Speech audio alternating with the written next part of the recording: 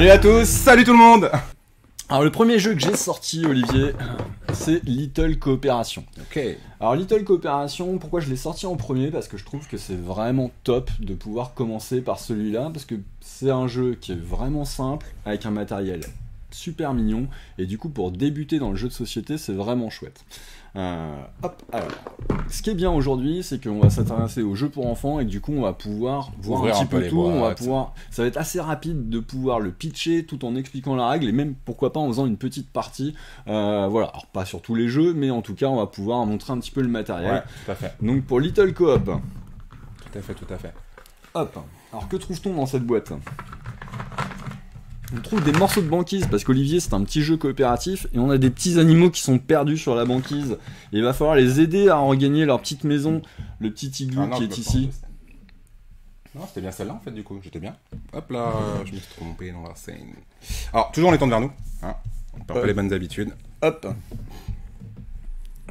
Et du coup, il va falloir réussir à les emmener, ces petits animaux, dans leur igloo. Ah, il veut pas, comme ça. Ah, il veut pas. Ouais, Hop, laisse-moi construire le pont. vas-y, construis le pont, comme ça j'essaie de caler un petit peu la caméra. Voilà. Bon, on a du matos de pointe, on apprend à le maîtriser, hein, on y va tranquillou. Hop, donc ce petit pont, il est posé sur ces pylônes de glace. Et donc ce que je te disais, c'est que le but du jeu, c'est de réussir à emmener ces petits animaux à l'igloo. D'accord.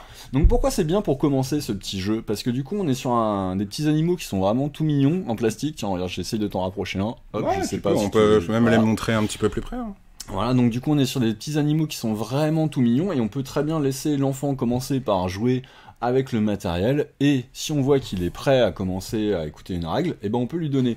On est sur un temps de concentration qui est hyper court et du coup c'est ça qui est intéressant en fait c'est pour ça que ça peut s'adresser aux plus jeunes parce qu'on est sur un jeu qui va durer entre 5 et 10 minutes, mais alors là vraiment normalement c'est plus 5. Donc, D'accord. temps de concentration, voilà. Et Ouais, encore c'est une fois, court. faut pas oublier, il y a des moments qui sont plus adaptés que d'autres pour jouer. Peut-être que à la sortie de la sieste, c'est un bon moment pour certains enfants, mais d'autres non. Donc trouver le bon moment aussi pour jouer avec son enfant, c'est quelque chose qui est important. Bon, après, on fait confiance aux parents pour connaître quand même leurs Exactement. enfants. Alors le principe, donc il faut réussir à emmener tout ce petit monde dans leur maison à l'igloo. Et chacun notre tour, on va lancer le dé. Ok? Si on fait le pont, on va pouvoir emmener un animal qui est sur la banquise sur le pont. Ok. Si on fait l'igloo, on va pouvoir prendre un animal qui est sur le pont et l'emmener à la maison. Lui, il est sauvé. C'est cool. Parfait. Mais pour gagner, il faut qu'on arrive à sauver tous les autres. Si malheureusement à mon tour de jeu je fais igloo et qu'il n'y a personne sur le pont, eh ben il ne se passe rien. Je passe mon tour. On passe son tour. D'accord. Très simple. Et si on fait la glace, Ouh, là on va retirer un des 6 gros piliers qui tient le pont. D'accord? Si on arrive à emmener tout le monde, c'est cool, mais si jamais le pont s'écroule. s'écroule avant, on a tous perdu la partie. Donc à réfléchir, comment est-ce qu'on va retirer les piliers aussi? Ça permet aux enfants de réfléchir. Exactement. D'accord. Et du coup, pas de reconnaissance de couleur, donc vraiment des règles hyper simples à prendre en main.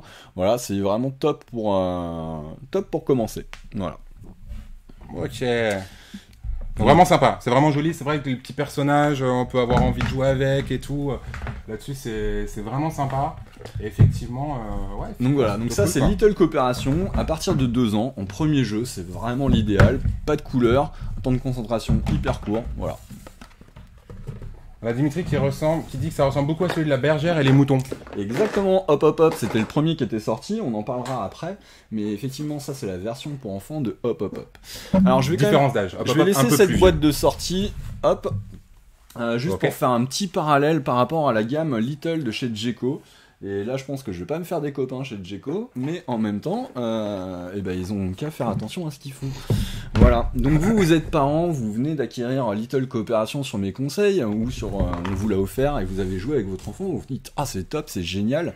Et du coup, la gamme Little, il y en a plein dedans. Ouais. Little Circuit, Little Collect, Little Action, machin, bidule. Et donc du coup, vous vous dites « Ah bah chouette, j'arrive dans un Je vais faire la magasin, collection Little. je vais prendre un nouveau Little parce que ça a super bien marché avec mon enfant. » Et du coup, là, vous prenez Little Observation, vous remarquerez au niveau du packaging, Ça on ressemble est vraiment beaucoup. vraiment dans la même gamme et que du coup, on est vraiment sur une gamme qui se veut plutôt unifiée.